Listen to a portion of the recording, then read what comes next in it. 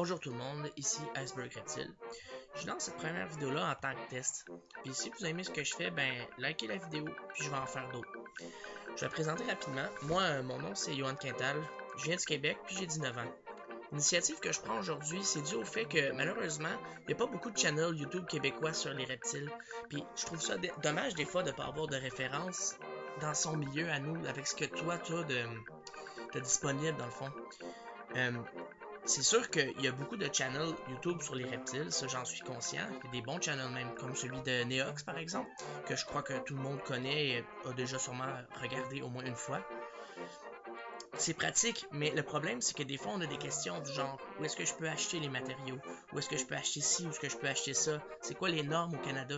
Puis en fait sur ces channels-là, les YouTubers qui sont pas du pays dans le fond peuvent pas répondre tout le temps à ces questions-là puisque c'est complètement différent de ce que eux ont. Donc, si, par exemple, vous venez pas du Québec, vous avez d'autres questions, ça va me faire plaisir de répondre, ça, il n'y a aucun problème, c'est bon pour tout le monde. Mais c'est sûr que moi, j'accentue sur le Québec, dans le fond. Le vidéo d'aujourd'hui, il va traiter sur les cachettes. Parfois, on veut offrir 2 ou 3 cachettes à son animal, puis on a une surprise en se rendant à l'animalerie parce que on parle de 20, 25 à 30 dollars la cachette. C'est vraiment dispendieux quand on pense que c'est juste un bout de plastique dans le fond. Donc aujourd'hui, je vais vous montrer comment confectionner des belles cachettes sécuritaires pour vos reptiles. Premièrement, c'est pas très compliqué, il vous faut de la pâte d'argile. C'est la meilleure que vous pouvez trouver, au fond, elle s'achète chez Omer de Serre. Vous pouvez environ en avoir 5 kg pour, je vous dirais, à peu près 20 dollars. C'est bon marché, puis en plus c'est super sécuritaire parce que la pâte, dans le fond, n'est pas toxique à l'ingestion. 5 kg, ça vous donne environ 4 à 6 cachettes de bonne taille. Bref, moi je vous laisse avec les images. On se reparle dans quelques minutes quand la structure va être terminée. À toutes!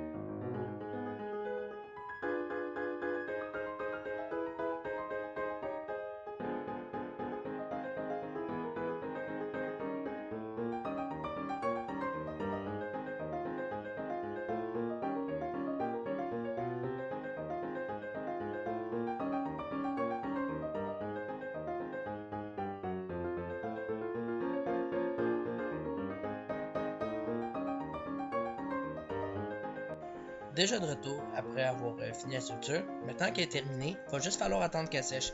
L'argile prend environ 2 jours à sécher comme il faut. En attendant, faites ce que vous voulez, mais surtout, faut pas y toucher. Le mieux, c'est de la ranger dans une pièce où il y a le moins de mouvement possible, puis de l'aider à sécher avec un ventilateur. Moi, je prends un ventilateur conventionnel, comme on peut trouver n'importe où. Je l'ai chez moi, puis je le mets sur la vitesse 3. Pendant 2 jours, tout est sec. On se retrouve dans quelques secondes pour l'étape de la peinture. De retour après que le tout est séché, ça a pris un petit peu plus de temps. En fait, je vous dirais un petit peu plus que 2 jours. L'argile a été vraiment plus long à sécher parce qu'il a fait vraiment très froid. C'est l'hiver, hein, puis les conditions ont vraiment pas aidé. Par contre, le résultat a été vraiment très bien. Si on regarde juste ici, l'argile n'a pas trop fissuré, ce qui est vraiment bien. Il a pris des belles formes. J'ai fait beaucoup de retouches avec de l'eau puis un pinceau dans le fond.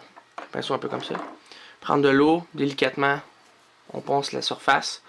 Ça fait des marques, ça fait un peu de texture. L'intérieur est déjà sec. Regardez.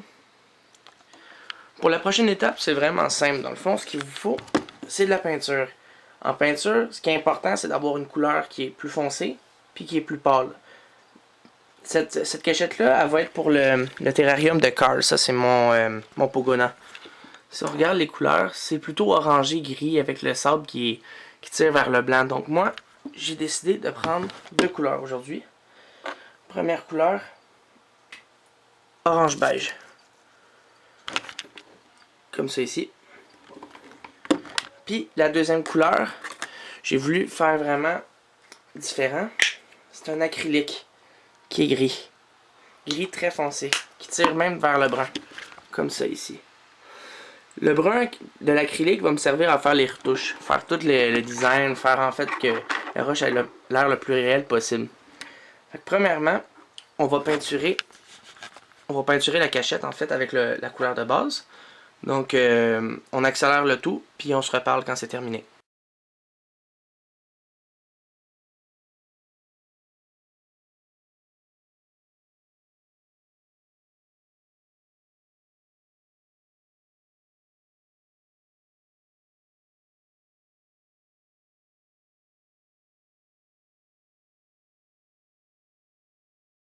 L'important, c'est de vraiment mettre une couche qui est uniforme un peu partout. Pas besoin d'en mettre épais, juste un peu, ça fait. Si vous en mettez tôt, vous risquez juste de l'abîmer plus que d'autres choses. Personnellement, les seules peintures que j'utilise, c'est de l'acrylique sans base de plomb ou bien des peintures au latex pour les maisons. C'est pas dangereux pour l'humain, donc ce n'est pas vraiment pour eux. Puis il faut toujours faire attention par contre de bien faire sécher le tout. Les émanations, il y en a pour tout le monde, donc on attend que ce soit bien sec. Quand la peinture est vraiment bien sec, on peut faire les finitions. Puis ensuite, ben, on peut la laisser sécher une dernière semaine, peut-être même 3 ou 4 jours. Puis ensuite de ça, et ben, quand c'est terminé de sécher, on peut la poser dans le terrarium sans aucun problème. Puis à la chaleur, les tests ont tout été faits, il n'y a vraiment aucun danger pour les émanations. C'est pas pire que quand on repeint sur le salon.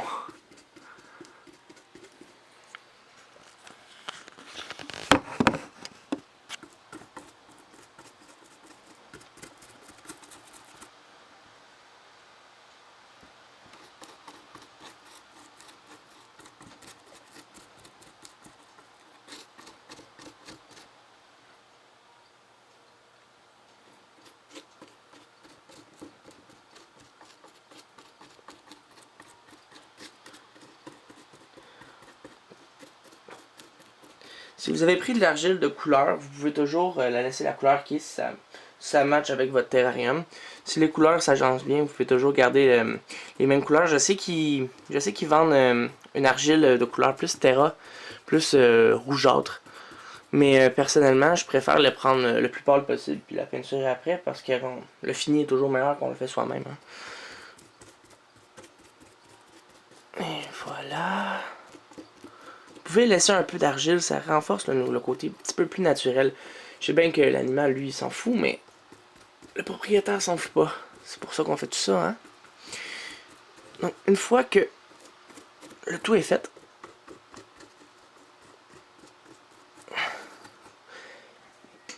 il y a 2 options.